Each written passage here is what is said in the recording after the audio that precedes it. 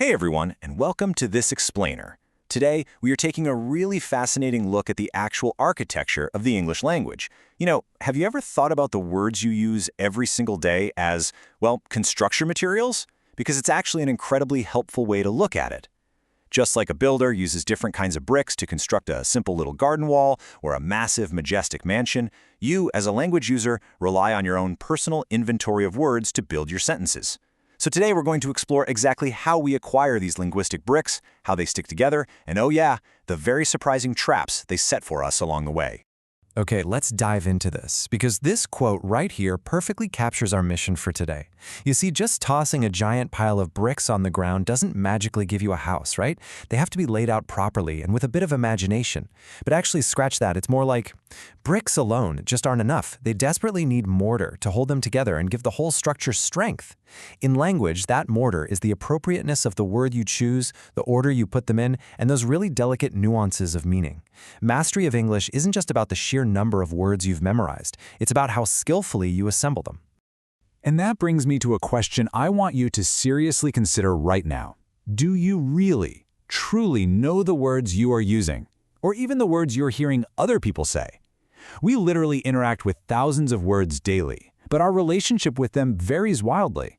So before we start constructing our understanding of how language works, it's really time to rethink your own vocabulary inventory.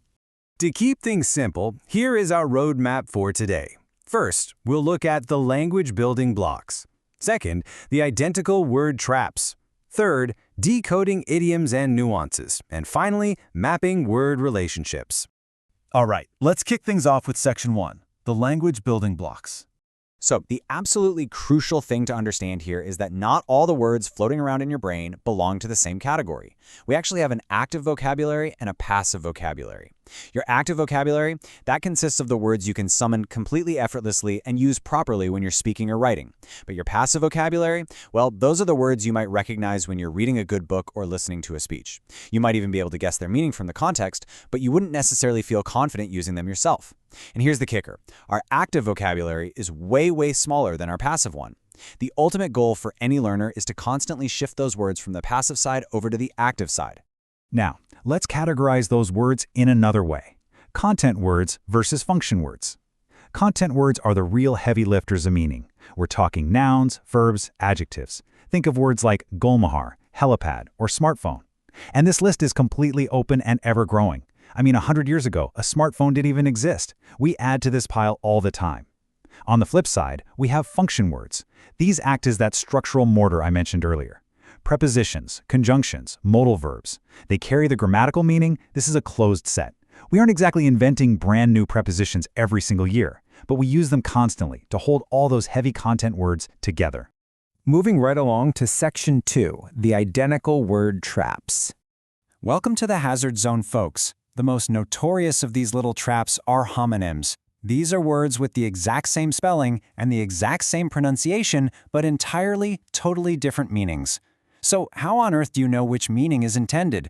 Well, the only clue you have is the context. The surrounding words literally have to tell you what's going on. And this brilliantly illustrates exactly what we're talking about. If I just say the word club, what immediately comes to mind? Well, it could be an association of people hanging out, sure. But it could also be a heavy wooden stick used as a weapon, like the club held by Bhim in the Mahabharata. Or it could just be one of the 4 suits in a standard pack of playing cards. Same spelling, same sound, completely different concepts. Let's test this out with another really common word, bed. Is a bed strictly just a piece of furniture you sleep on? I mean, sure, you can go to your room and lie on a bed, but your partner might be out back preparing a bed for pansies in the garden. Or maybe a recipe tells you to serve a hot curry on a bed of rice, a layer of rice, an area of garden soil, a piece of furniture. Again, it's the situation, it's those surrounding words that completely dictate the true nature of the homonym. But wait, the traps actually get a little bit more complex, because homonyms have siblings. Let's break down the difference between homophones and homographs. The prefix homo means same. Phone means sound. So homophones sound the exact same but are spelled differently. Think of great with an EA versus grate like a cheese grater with an ATE. Then we have homographs. Graph means writing. So these are written exactly the same, but they sound different and mean entirely different things. Think of the word spelled M-I-N-U-T-E. Is it a minute of time, or are we talking about minute, tiny details? The struggle with these words is very real, and honestly, sometimes it's pretty funny. Just look at this classic warning you might have seen painted on the back of cars or taxis in India. Keep distance, power brake. Now, obviously, they meant B-R-A-K-E, as in the mechanical mechanism to stop the car, but they accidentally used the homophone B-R-E-A-K, as in to smash something into tiny pieces. That is a very different and, quite frankly, a much more alarming message to send to the driver right behind you. All right, on to Section 3, decoding idioms and nuances. Now we are stepping into the interior design phase of our linguistic mansion, where language gets really colorful. If someone asks you to lend an ear, they definitely don't want you to detach your physical ear and hand it over to them. If you have a head like a sieve, water isn't literally leaking out of your brain. It just means you're a bit forgetful. These are idiomatic expressions. They are frozen units of meaning. You absolutely cannot figure out the true meaning by simply adding up the dictionary definitions of the individual words. You just have to learn the entire phrase as one complete, inseparable block of meaning. And you know, nuance is just as important as those idioms. The exact same behavior can be described with entirely different words depending completely on your perspective. Think about it. If you like someone and they refuse to change their mind about something, you might praise their resoluteness or their firmness. Those are words that indicate approval. But if you dislike that same person for doing the exact same thing, you might criticize their stubbornness or call it pig-headedness. Those are terms of disapproval. The reality of what they did didn't change at all. Only the nuance of the vocabulary did. And finally, Section 4, mapping word relationships. Now, what's really interesting about this slide is seeing how our brains actually efficiently store all this vocabulary. We basically organize the world using superordinates, which are broad overarching categories, and hyponyms, which are the specific items inside those categories. So clothes is a superordinate, but shirt, trousers, and frock are its hyponyms. Colors is a superordinate. Blue and crimson are the hyponyms.